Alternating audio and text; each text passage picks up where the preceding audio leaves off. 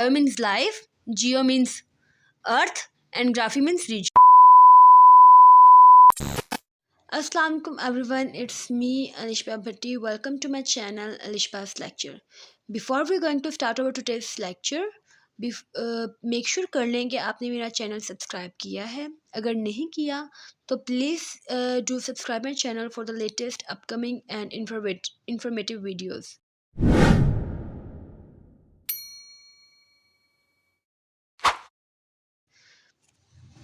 तो हम अपना आज का लेक्चर स्टार्ट करते हैं.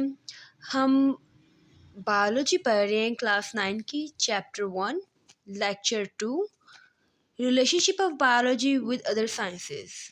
सो students, what is interdisciplinary sciences? अगर हम इसकी बात करें तो ये एक ऐसी टर्म है जिसमें हम साइंस के डिफरेंट ब्रांचेस को एक दूसरे के साथ रिलेट करते हैं. Each branch of science have relationship with all other branches.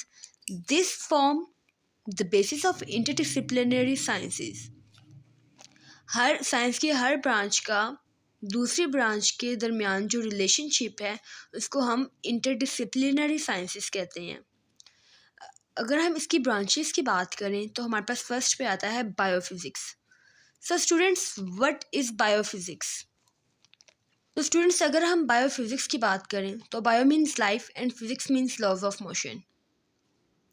कि लिविंग ऑर्गेनिजम्स पर कौन से लॉज ऑफ मोशन अप्लाई हो रहे हैं ये हम बायोफिज़िक्स में पढ़ते हैं. अगर हम इसकी डेफिनेशन की बात करें तो इसकी डेफिनेशन हमारे पास है this biophysics is the branch of biology deals with the study of the principles of the physics which are applicable to biological phenomena. Students, आपको एक मैं एग्जांपल देती हूँ कि हमारे पास यहाँ पे एग्जांपल है lever. It's not lever, it's lever, LEVER, lever and limb. So lever क्या होता है स्टूडेंट्स? ये हमारे पास एक एल्बो है, ठीक है. ये आर्म है, ये हमारे पास एल्बो है. तो इस जॉइंट पर इस जॉइंट के थ्रू जो हम मूवमेंट परफॉर्म करते हैं उसको हम लेवर कहते हैं. तो ये मूवमेंट कहाँ पे अप्लाई हो रही है? लिविंग ऑर्गेनिजम्स में अप्लाई हो रही है. और यहाँ पे हमारे पास फिज़िक्स अप्लाई हो रही है. मोशन के बारे में हम पढ़ते हैं ना, तो यहाँ पे मूवमेंट अप्लाई हो रही है यानी कि फिज़िक्स अप्लाई हो रही है. लिविंग ऑर्गेनिजम्स से जो मूवमेंट काम करती है, जो हम मूवमेंट करते हैं वो सब फिज़िक्स में आता है. So biophysics is the branch of biology deals with the study of the principles of the physics which are applicable to biological phenomena. Hope so आपको बायोफिज़िक्स की समझ आ गई होगी. अगर हम अपने नेक्स्ट टॉपिक की बात करें तो हमारे पास आता है बायोकेमिस्ट्री.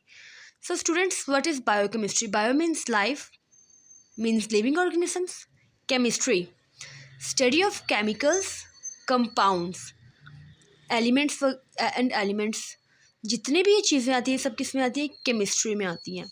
अगर हम इसकी डेफिनेशन की बात करें तो the branch of science deals with the study of chemistry of different compounds and processes occurring in living organisms.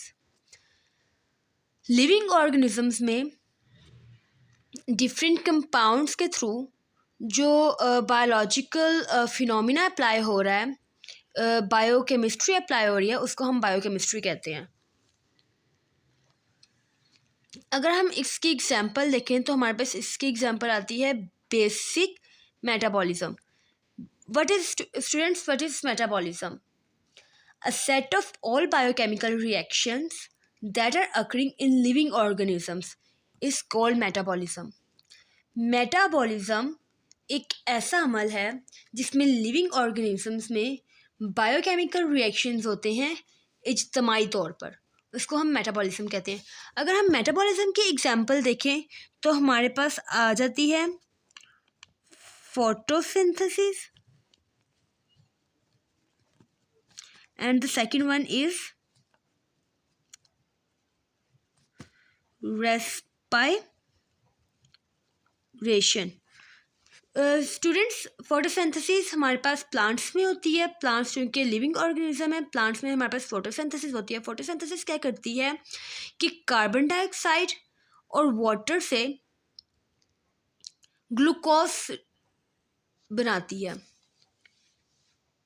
जब कार्बन डाइऑक्साइड एंड वाटर मिलते हैं तो ग्लूकोज बनता है। और रेस्पिरेशन एनिमल्स में होती है, लिविंग ऑर्गेनिजम्स में होती है, ह्यूमन बींग्स में होती है। तो इसमें क्या होता है कि कार्बन डाइऑक्साइड और ऑक्सीजन मिलके एनर्जी रिलीज करते हैं in the form of H2, CO2 and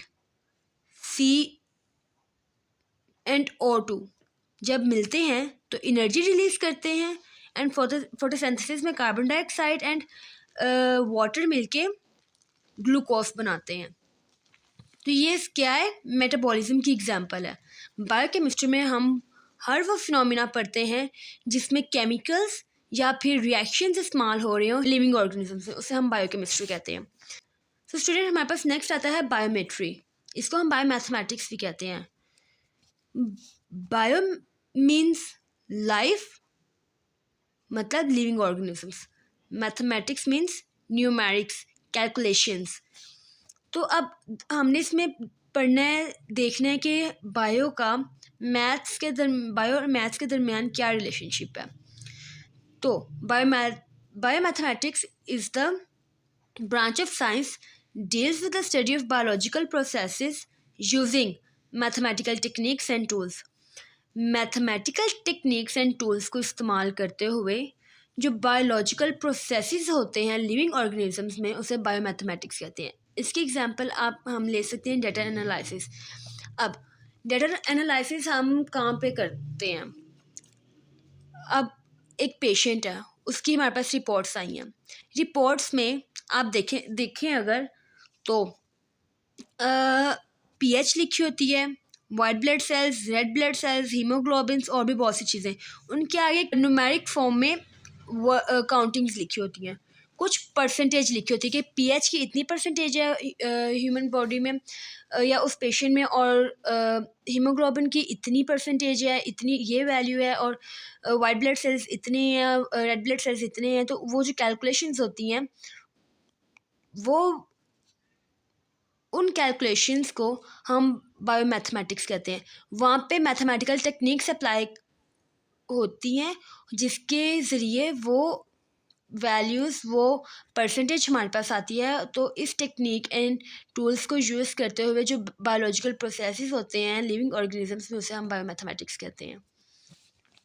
so students, next हमारे पास आती है biogeography. What is biogeography? Biogeography हमारे पास कंपोज 3 वर्ड्स पर कंपोज है, bio, geo and graphy. Bio means life, geo means earth and graphy means regions. तो students, अगर इसकी हम डेफिनेशन की बात करें तो इसकी डेफिनेशन हमारे पास यूँ बनती है कि biogeography is a branch of science deals with the study of occurrence and distribution of different species of living organisms in different geographical regions of the world।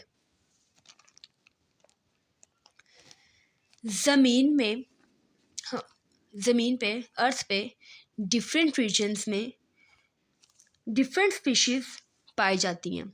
Like अगर हम एग्जांपल लें तो उन स्पीशीज़ की करैक्टरिस्टिक्स को analyse करना, उनको देखना, हमारे पास बायोजियोग्राफी आता है। जैसे कि अगर एग्जांपल लें कि वाइल्ड एनिमल्स अगर हम देखें तो उनकी करैक्टरिस्टिक्स डिफरेंट होंगी एज़ कम्पेयर टू जो स्पीशीज़ या जो एनिमल्स वगैरह माउंटेन्स पे रहते हैं, उनकी स्पीशीज़ डिफरेंट होगी। जो विंटर सीजन में रहते हैं उनकी स्पीशीज़ डिफरेंट होगी। उसके बाद जो हॉट सीजन में रहते हैं उनकी स्पीशीज़ डिफरेंट होगी। लाइक जो डेजर्ट्स में रहते हैं उनकी स्पीशीज़ अलग हैं। तो ये सब चीज़ें हम उन स्पीशीज़ की डिफरेंट करैक्टरिस्टिक्स को एनालाइज करना डिफरेंट रीजन्स ऑफ अर्थ पर, तो उसको हम कहते हैं बायोजियोग्राफी। तो इसमें हमारे पास आता है includes characteristics of geographical region of earth. तो ये वही आगे के ज़मीन पर डिफरेंट जियोग्राफिकल रीजन्स में हम उनकी करेक्टरिस्टिक्स को एनालाइज करना, ये हमारे पास बायोजियोग्राफी आता है। तो स्टूडेंट्स हमारे पास अगर हम नेक्स्ट बात करें, नेक्स्ट हमारे पास आता है bioeconomics. Bio means life and economics economy से निकला है। सो अगर हम इसकी बात करें, इसकी डेफिनेशन को देखें तो bio economics is the branch of science deals with the study of living organisms from economical point of view. Living organism का और इकोनॉमिक के साथ क्या रिलेशनशिप है, उसको देखना बायो इकोनॉमिक्स कहलाता है। कि अगर हम देखें, एक किसान है, वो चावल की और गंदम की फसल उगाता है, ठीक है। वो उगाने के लिए बीज से लेकर उसको उगाने तक, फिर उसको आगे से उसको बेचना मार्केट में, तो वो जितना भी उसके ऊपर कॉस्ट लगती है उस फसल पे, और बाद में जो उससे प्रॉफिट हासिल करते हैं, उसको हम कहते हैं ये बायो इकोनॉमिक्स में आता है, ठीक है। ये इसकी एग्जांपल है। Example is cost and profit values of yield. ये एग्जांपल है बायो इकोनॉमिक्स की। तो स्टूडेंट्स, ये था हमारा आज का लेक्चर।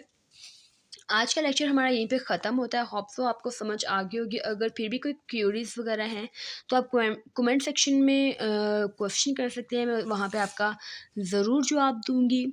अगर अभी तक आपने मेरा चैनल सब्सक्राइब नहीं किया तो आप मेरा चैनल सब्सक्राइब कर लें, ताकि मज़ीद लेक्चर्स आपको प्रोवाइड होते रहें टाइम टू टाइम। तो अपना बहुत बहुत ख्याल रखें, मुझे दुआओं में याद रखें। अल्लाह हाफिज़।